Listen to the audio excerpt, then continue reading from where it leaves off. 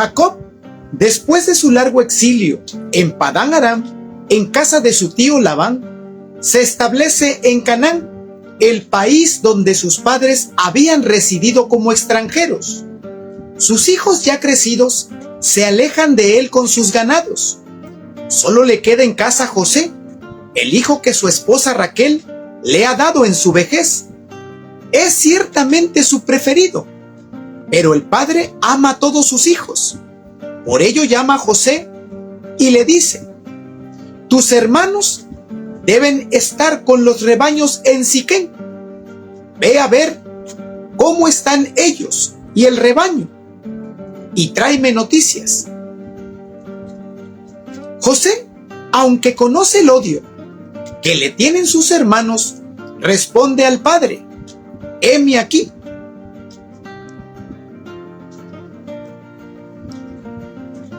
El padre, rico en ternura y amor, envía a José en busca de sus hermanos, guardando en sus oídos la última palabra de entrega y obediencia de su hijo. Así José sale del valle de Hebrón, donde deja a su padre y parte solícito hacia Siquem. Fiel, recorre el corazón de la tierra cananea, pero inexperto se extravía. Desorientado, camina a campo abierto, dando vueltas desde las faldas del monte Val hasta la ladera de Garizim, sin encontrar a sus hermanos. Al mediodía, el sol hiere implacable, sin que nada se libre de su calor. El aire se enrarece y se carga de espejismos. El campo es una desolación. La tierra reseca, agrietada por el sol, despide vapores de fuego, más ardientes que el fuego de la fragua atizada para fundir los metales. Los rayos del sol deslumbran los ojos. Los pastores recogen sus rebaños en torno a un pozo, o en lo alto de las colinas donde corre, de vez en cuando, una ligera brisa que, de algún modo, alivia el sofoco. José se acerca a uno de estos rebaños amodorrados. Le sale al encuentro el pastor, que le pregunta: ¿qué buscas, muchacho? José, con su voz reseca de calor y susto, contesta: busco a mis hermanos. En esta frase José resume la misión de toda su vida: busco a mis hermanos. Él no comprende seguramente todo el significado de esta búsqueda, pero en la obediencia al Padre vive su identidad más profunda. Solo al final de su vida encontrará a los hermanos como hermanos, reunidos en torno al Padre que los bendice.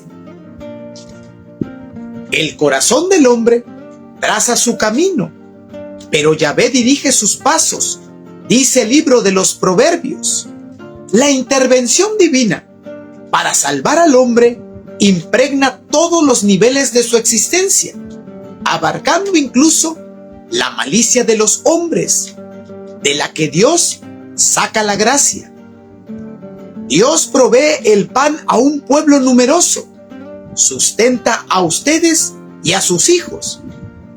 Esto que José dice a sus hermanos al darse a conocer, lo repite luego como palabra de Dios para todos los siglos. Son palabras que le brotan en ambos casos entre lágrimas. José se conmueve al descubrir los planes providenciales de Dios, que manda la lluvia y hace salir el sol para buenos y malos. Dios lleva a cumplimiento su designio de salvación a través de la bondad de los santos y de la maldad de los verdugos.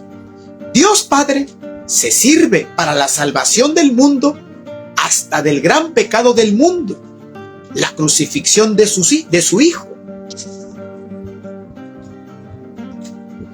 Jesús resucitado le dice a María Magdalena: ve a decirle a mis hermanos, subo a mi Padre y vuestro Padre, a mi Dios y vuestro Dios. La hermandad de los cristianos se funda desde arriba, en el Padre común, que es el Dios de todos. Esta fraternidad forma parte esencial del mensaje pascual. De aquí se deduce que todos nosotros somos hermanos, pues nuestro Padre es uno solo, el del cielo. Jesucristo es el autor de esta nueva hermandad, al infundir en los discípulos su espíritu de hijos adoptivos de Dios.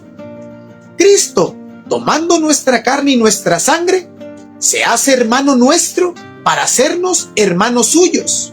Se hace semejante a nosotros y no se avergüenza en llamarnos hermanos. Este es el plan de Dios, pues Dios nos predestinó a reproducir la imagen de su Hijo para que Él fuera el primogénito entre muchos hermanos. El que descendió como unigénito vuelve al Padre como primogénito.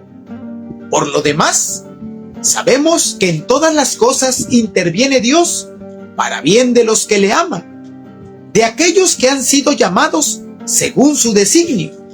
Pues a los que de antemano conoció, también los predestinó a reproducir la imagen de su Hijo, para que Él fuera el primogénito entre muchos hermanos.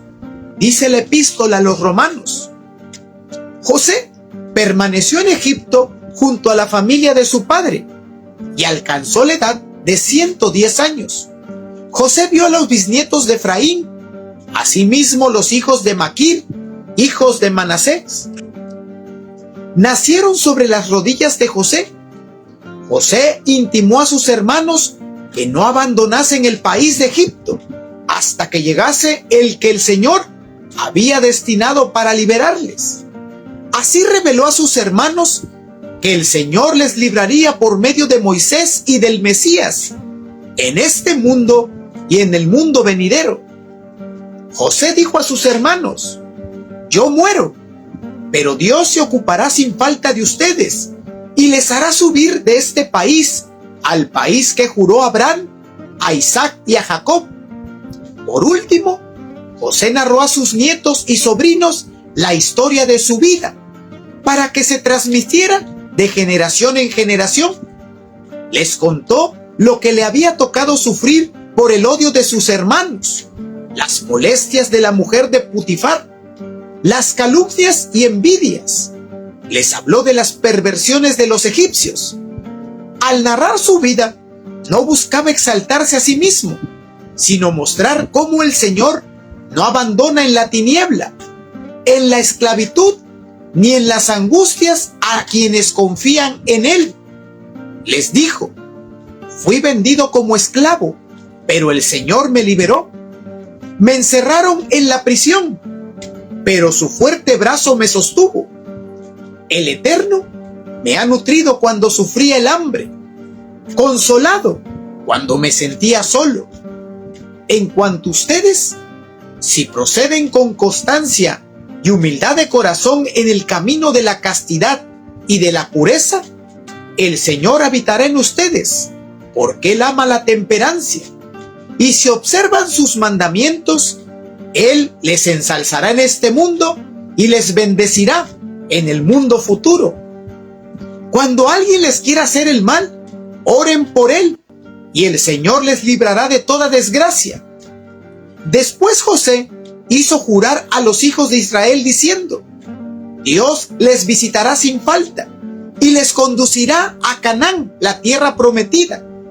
Como yo he llegado ya al final de mi existencia, les ruego que hasta entonces se lleven mis huesos de aquí, y Dios les recompensará su bondad.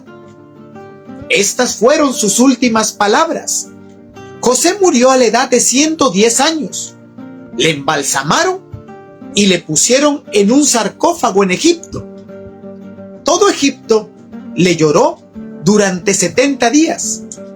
La carta a los hebreos recuerda la fe de José como fundamento de la esperanza futura.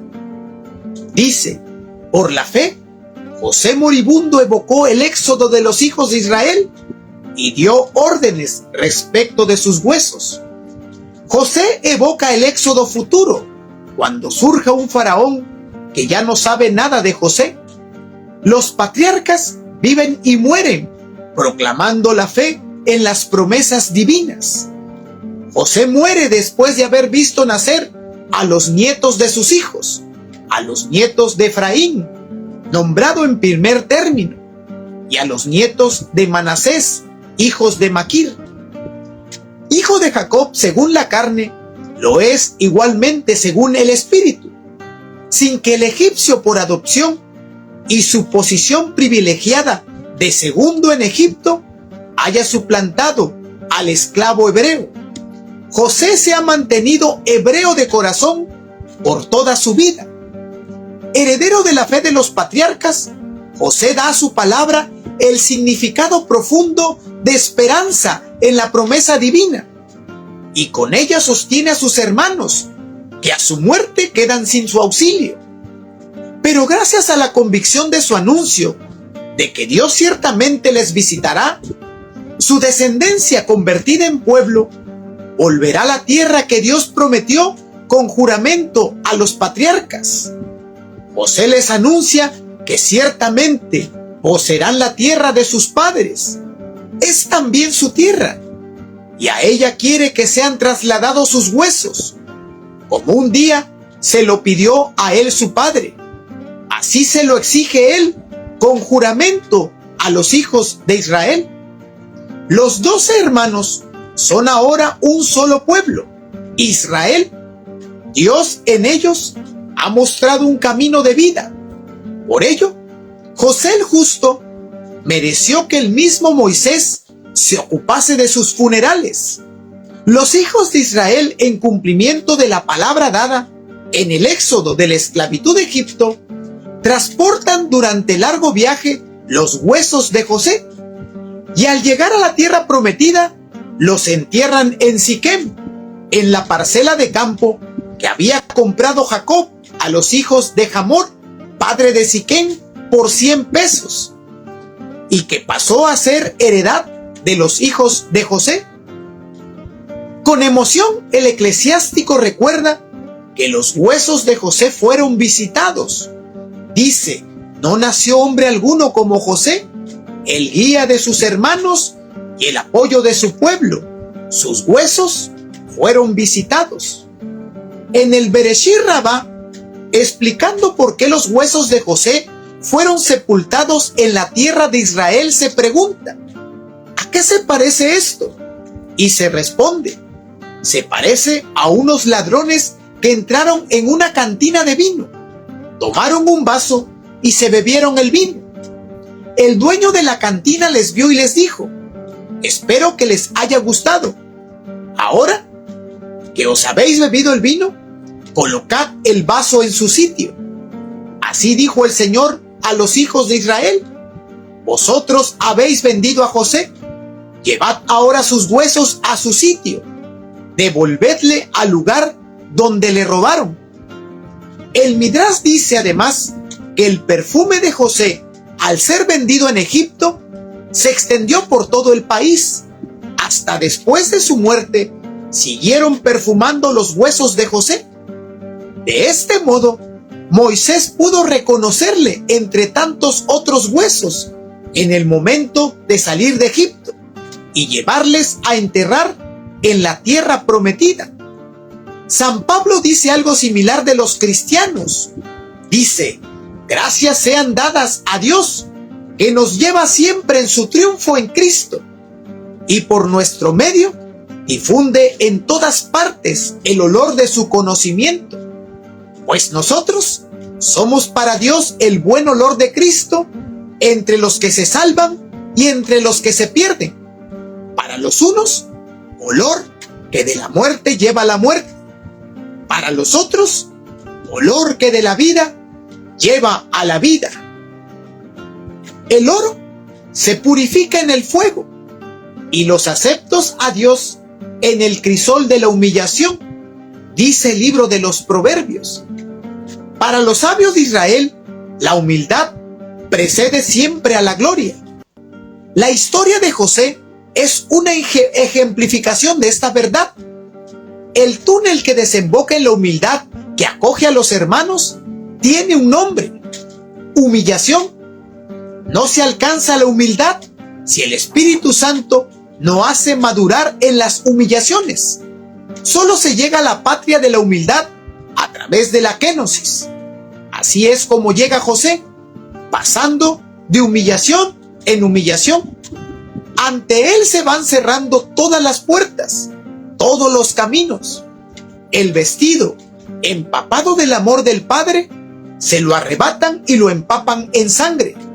Los hermanos le venden los mercaderes. Después de haber ya llevado a una tierra extranjera, lejos de los campos de su padre, hasta la luz se apaga sobre sus ojos, primero en la cisterna y después en la prisión. Como ha soñado el faraón, también José ha vivido sus años de felicidad en la casa del Padre, quizás hasta viciado por el Padre.